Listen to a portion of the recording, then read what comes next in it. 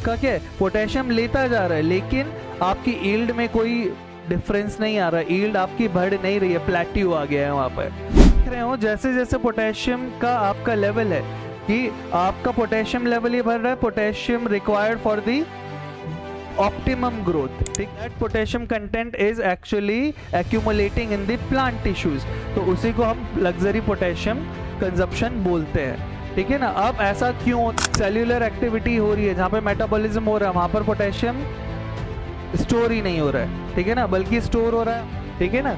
लेकिन जैसे फॉस्फोरस है वो compete करेगा, ठीक है। जैसे इस वाले में देखो आप, हाई फॉस्फोरस क्या करेगा, ब्लॉक कर देगा जिंक को, ठीक है ना। लेकिन हाई पोटेशियम क्या करेगा, that will stay in the vacuole solution, ठीक है ना। और ठीक है, so this is all about the luxury. Now will start your the mystery of luxury consumption, है ना। लग्जरी कंजप्शन आप सुनते हुए आए हैं, यू नो दैट कि जो लग्जरी कंजप्शन है वो आपका कहीं ना कहीं पोटेशियम से रिलेट करता है ना। आपने पढ़ भी लिया होगा कि पोटेशियम से रिलेट करता है, लग्जरी कंजप्शन की डेफिनेशंस पढ़ ली होंगी।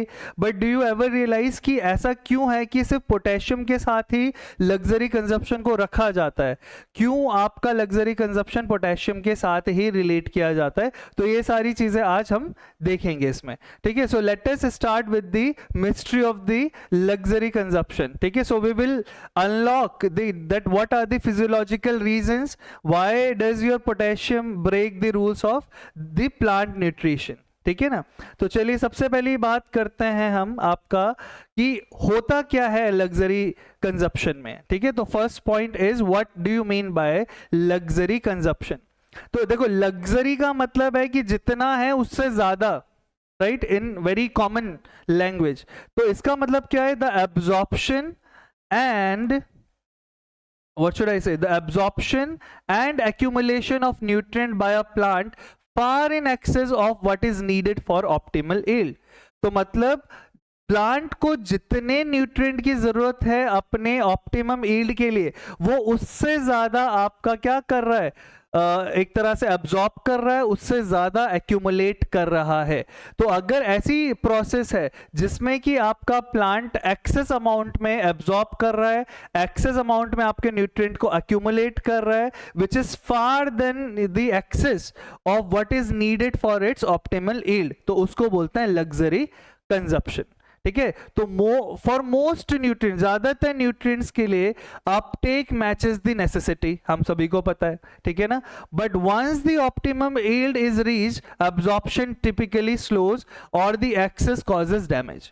तो प्लांट न्यूट्रिशन के जो अगर हम जनरलाइज्ड प्रिंसिपल्स पढ़ें या बातें पढ़ें तो उसमें तो यही है कि जो ज्यादातर न्यूट्रिएंट्स हैं उनकी अपटेक मैच करती है नेसेसिटी से। इसका मतलब ये हुआ कि एक बार अगर किसी प्लांट की ऑप्टिमम यील्ड मिल गई तो उसके बाद एब्जॉर्प्शन फिर टिपिकली स्लो हो जाता है, अदरवाइज अगर उससे ज्यादा होगा तो फिर डैमेज होगा, है ना, टॉक्सिसिटी देखने को मिलती है, ठीक है ना। लेकिन जो पोटेशियम है दैट इज डिफरेंट।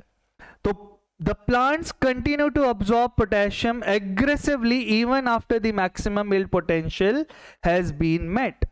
तो देखा जाता पोटेशियम के केस में कि आपका क्या है, प्लांट लिए जा रहा है पोटेशियम को, जबकि उसे उतने पोटेशियम की आवश्यकता है नहीं अपने मैक्सिमम यील्ड पोटेंशियल तक पहुंचने के लिए, ठीक है। सो इसका मतलब है जो प्लांट्स हैं they holds the nutrient increasing its internal concentration, yet the physical crop will plateaus rather than increasing further। तो इसका मतलब क्या है कि जितना आपका पोटेशियम चाहिए था, जितना पोटेशियम की आवश्यकता थी, उससे ज्यादा आपका लिए जा रहा है, बल्कि आपकी मैक्सिमम यील्ड पहुंच गया आपका प्लांट, फिर भी आपका लग्जरी कंजप्शन देखने को मिल रहा है। तो जैसे यहां पर अगर आप देखेंगे इस वाले उसमें, ठीक है ना, कि पोटेशियम की कंसेंट्रेशन यहाँ पे बढ़ती जा रही है, यहाँ पर आपका वाई पे यील्ड है, तो ऑप्टिमम यील्ड यहाँ पर देखने को मिल रही है आपको, ठीक है ना। तो इतना मतलब है कि इस पोटेशियम लेवल पर आपको ऑप्टिमम यील्ड मिल जा रही है, लेकिन उसके बाद क्या हो रहा है, उसके बाद भी आपका पोटेशियम की कंसेंट्रेशन क्या है, जब आपका क्या है, पोटेशियम लेता जा रहा है लेकिन आपकी यील्ड में कोई डिफरेंस नहीं आ रहा, यील्ड आपकी बढ़ नहीं रही है, प्लेट्यू आ गया है वहां पर, ठीक है। सो इसका मतलब है कोई डैमेजिंग इफेक्ट नहीं है, कोई टॉक्सिक इफेक्ट आपका वहां पर देखने को नहीं मिलेगा आपके लग्जरी कंजप्शन में, राइट। चलिए अब देखते हैं कि क्या है आगे इसकी कहानी। तो अब सपोज करिए बच्चों कि लग्जरी कंजप्शन, ठीक है ना, सिंपल सा मीनिंग जो मैंने अभी बताया, that it is the concept of plant Uptake beyond plants needs. तो अगर कोई क्रॉप आपकी, ठीक है ना, हार्वेस्ट की जा रही है फॉर ग्रेन पर्पस, ठीक है, तो ये कोई सिग्निफिकेंट इशू नहीं है वहां पर। लेकिन जो फॉरेज है, जैसे अल्फा अल्फा है या कोई साइलेज के लिए अगर कोई क्रॉप आपकी लगाई जा रही है, so that can result in higher export of potassium from the soil. अब यहां पर ये वाला समझिए आप, ठीक है ना, यहां पर एक्स एक्सिस पर potassium available in the soil दिखाया गया है और आपका वाई पर पोटेशियम की कंटेंट ऑफ द प्लांट दिखाया गया है, और या फिर आपका रिलेटिव प्लांट ग्रोथ या यील्ड दिखाई गई है, ठीक है ना। तो अब सबसे पहले यहां पे देखेंगे कि यहां पोटेशियम का लेवल लो है, here the potassium level is low, ठीक है, और यहां पर आपका हाई है, ठीक है ना। तो अब आप देख रहे हो जैसे जैसे पोटेशियम का आपका लेवल है कि आपका पोटेशियम लेवल ये बढ़ रहा है, potassium required for the optimum growth, ठीक है। तो ऑप्टिमम ग्रोथ यहां पर आपको सपोज देखने को मिल रही है, आपका पोटेशियम बढ़ रहा है तो आपकी जो रिलेटिव प्लांट ग्रोथ है वो भी आपकी पहुंच गई है अपने मैक्सिमम पर। तो इसका मतलब है कि इतने ही पोटेशियम पर आपको मैक्सिमम प्लांट ग्रोथ देखने को मिल रही है, लेकिन उसके बाद भी आपका क्या है, पोटेशियम बढ़ता चला जा रहा है प्लांट्स में, लेकिन आपकी यील्ड नहीं बढ़ रही है बल्कि प्लेट्यू हो गया यहां पर।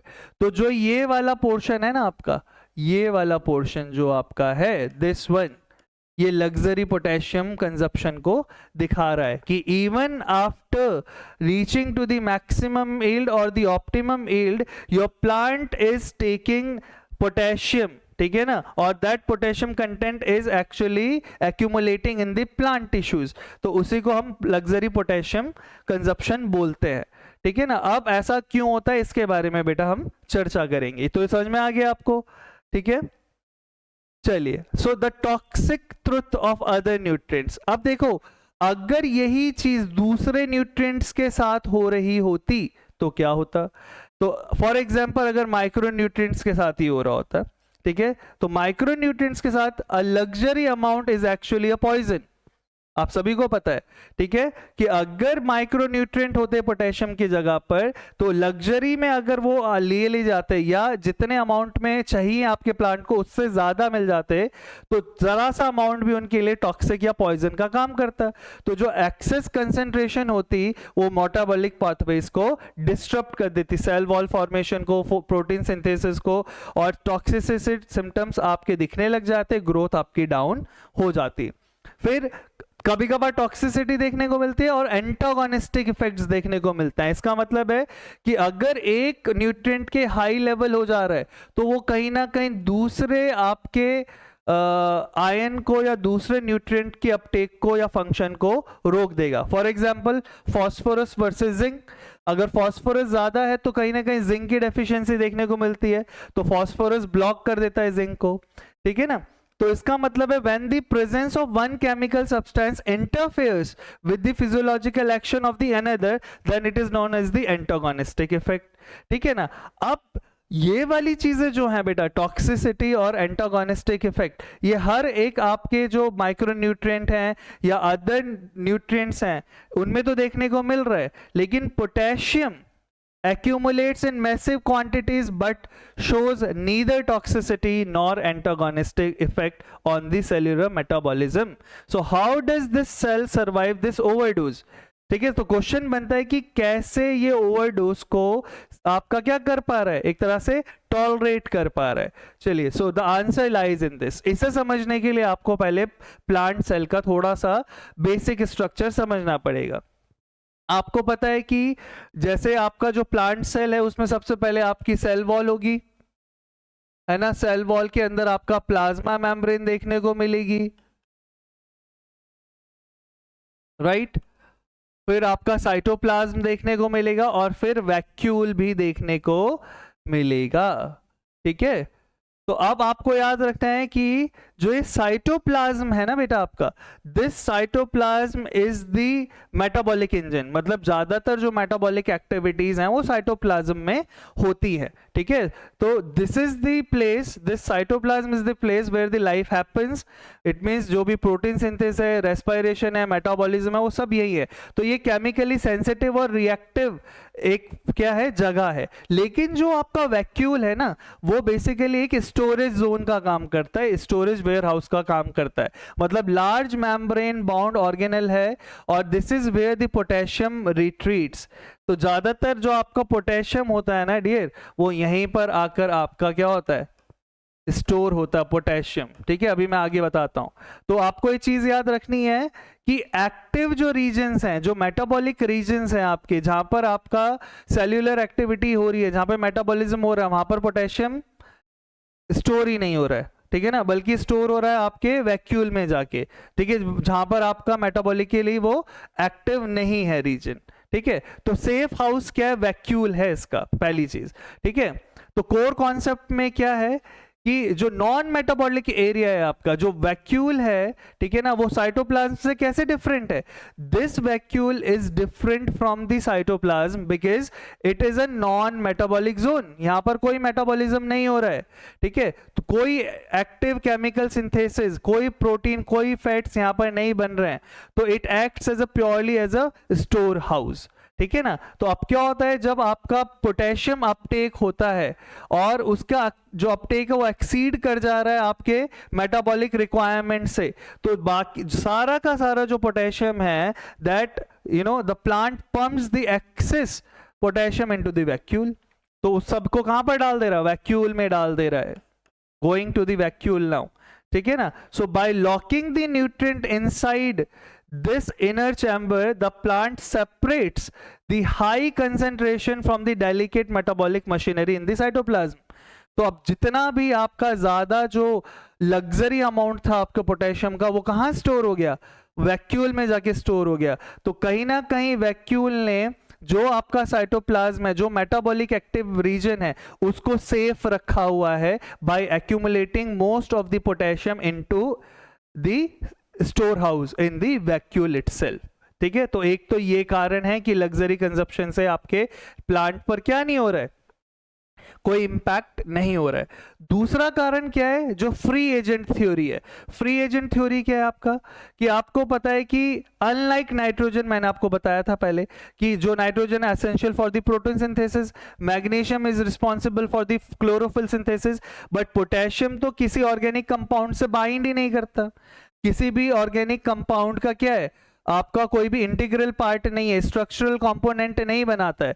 तो जो पोटेशियम है that does not bound to the organic compounds, ठीक है। So it is not a building block of the cell wall और प्रोटोप्लाज्म। तो ना तो प्रोटोप्लाज्म बनाने में हेल्प कर रहा है, ना किसी ऑर्गेनिक कंपाउंड बनाने में हेल्प कर रहा है। तो इसका मतलब है potassium remains in the cell as a free ion, ठीक है। तो इसकी वजह से क्या होता है कि because it does not change, it does not chemically bind to other components, it doesn't alter the structural integrity of the cell, it remains fluid and mobile. तो जब किसी ऑर्गेनिक कंपाउंड का हिस्सा ही नहीं है, जब किसी प्रोटीन सिंथेसिस में, किसी केमिकल रिएक्शन में एज सच पार्टिसिपेट ही नहीं कर रहा है, ठीक है ना, तो इसीलिए क्या करता है, किसी भी सेल की स्ट्रक्चरल इंटीग्रिटी को क्या नहीं कर रहा है, ऑल्टर नहीं करेगा, फ्लूइड और मोबाइल फॉर्म में ही आपका ये अवेलेबल रहेगा, ठीक है ना। तो ये याद रखना है। तो इसका अब फिर भी आप पूछ सकते हो कि ठीक है सर, ये तो समझ में आ गया कि कैसे लग्जरी कंजप्शन आपका मतलब बचा ले रहा, मतलब उसमें आपकी नेगेटिव इंपैक्ट देखने को क्यों नहीं मिल रहे हैं। So because of the vacuole, storage in the vacuole, and because of the free ion concept, ठीक है ना, उसकी वजह से आपको ये ऐसा हो रहा है। लेकिन अब फिर पोटेशियम आ रहा है तो कहीं ना कहीं तो काम कर रहा होगा ना, तो ऑस्मो रेगुलेशन में काम करता है। जैसे मैंने अभी आपको बताया था कि potassium is not useless, it is a regulator, its free ionic state allows it to move rapidly in and out of the cells to control the water pressure और turgor। तो देखिए कितना जरूरी है पोटेशियम का फ्री आयन में रहना, mobile रहना। अगर ये कहीं पर जाके बंध जाएगा तो ये क्या नहीं करेगा, आपके गार्ड सेल्स के अंदर इन आउट नहीं हो सकता है, और आपको पता है कि अभी मैंने बताया था कि जब पोटेशियम आयंस आपके किस में जाएंगे, when they are entering inside the guard cells, ठीक है, तो आपका क्या होगा, ओपन कर देंगे आपके स्टोमेटा को, टर्जिडिटी ला देंगे। लेकिन अगर स्टोमेटा को बंद होना है तो जरूरी है कि ये पोटेशियम बाहर जाए, वापस चले जाएं, ठीक है। तो जब इनको बंद होना था तो पोटेशियम को बाहर फेंक देता है। तो ये जब ही तो कर पाएगा ना जब आपका ये क्या होगा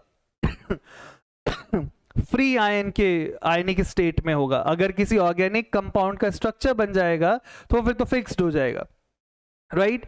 so this is why this potassium is not useless. So again देखो, वैक्यूल में स्टोर हो रहा था या फिर गार्ड सेल्स में यूज हो रहा है, और गार्ड सेल्स में भी ये कोई आपका मेटाबॉलिक एक्टिविटीज नहीं कर रहा है, रेदर ऑस्मो रेगुलेशन में हेल्प कर रहा है, ठीक है ना।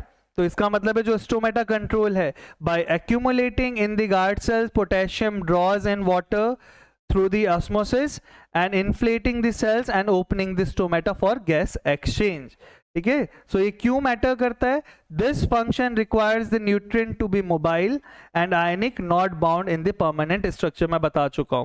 तो अगर इसको ये फंक्शन करना है, इसको फ्री आयनिक स्टेट में रहना पड़ेगा। अगर ये परमानेंटली किसी स्ट्रक्चर में बाउंड कर गया तो फिर तो इसका रोल ही खत्म हो जाएगा, ठीक है ना। So that is why it is used in the osmo regulation, ठीक है ना। और फिर ये आपका क्या है, ट्रैफिक कंट्रोलर है। मैं आपको पहले ही बता चुका हूं कि पोटेशियम आपका ट्रैफिक एलिमेंट है, ठीक है। तो आप एक पोटेशियम को सोचिए कि एक तरह का ट्रैफिक कंट्रोलर है ये। क्यों, क्योंकि अभी मैंने बताया था 80 एंजाइम से ज्यादा आपका क्या करता है, ये एक्टिवेट करता है, बल्कि 60 डिफरेंट एंजाइम्स का तो ये कोफैक्टर है जो कि आपके रेस्पिरेशन और फोटोसिंथेसिस में क्या करते हैं, हेल्प करते हैं। तो एंजाइम एक्टिवेशन में हेल्प कर रहा है। तो think it as a traffic controller, ठीक है ना। और it directs the flow of traffic. Traffic का मतलब क्या हुआ, metabolic reaction, but does not become a car, ठीक है। तो देखिए कितनी अच्छी बात है, ठीक है, कि जो आपका ट्रैफिक कंट्रोलर है वो ट्रैफिक को तो कंट्रोल करता है, मेटाबॉलिक रिएक्शंस को तो कंट्रोल करता है, बट खुद उसका हिस्सा नहीं बन जाता। कोई मतलब एक कोई कार नहीं बन जा रहा है कि फिर ट्रैफिक को और बढ़ा दे, राइट, ठीक है। So it because it only activates enzymes rather than bonding with them permanently। तो enzymes को activate तो कर रहा है लेकिन permanently bound नहीं कर रहा है उनके साथ। it can disengage easily, अलग हो सकता है आराम से उनसे, and when concentration gets too high the excess simply moves to the vacuole without breaking the enzymatic machine। तो अगर ज्यादा भी हो जाता है तो बेचारा क्या करेगा, अपना रास्ता लेगा और नाप चलेगा वैक्यूल की ओर, बिना आपके मेटाबॉलिक या एंजाइमेटिक मशीन को डिस्टर्ब किए हुए, ठीक है ना। So this is the solution, ठीक है। This is why the luxury consumption is associated with the potassium, ठीक है ना। सो इसका मतलब है सेफ स्टोरेज वैक्यूल में, and non-reactive form, that means the ionic form, है ना, the sum of these two means zero toxicity, ठीक है। तो why no toxicity, because आपका ये मिस्ट्री अब सॉल्व कर दी गई है, ठीक है ना। तो we can solve the mystery now.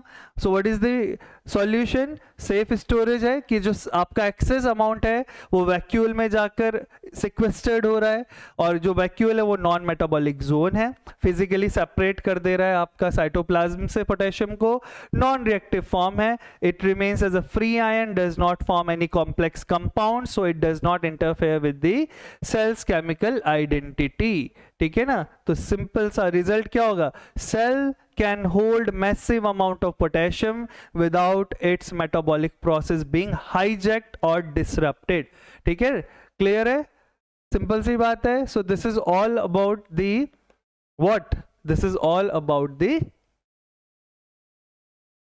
Luxury consumption. थोड़ा सा और कि आप पूछ सकते हो सर एंटागोनिज्म क्यों नहीं शो करता है, ठीक है। तो सिंपल सी बात है कि जो आपका पोटेशियम है it is not competing to become a part of protein और सेल वॉल।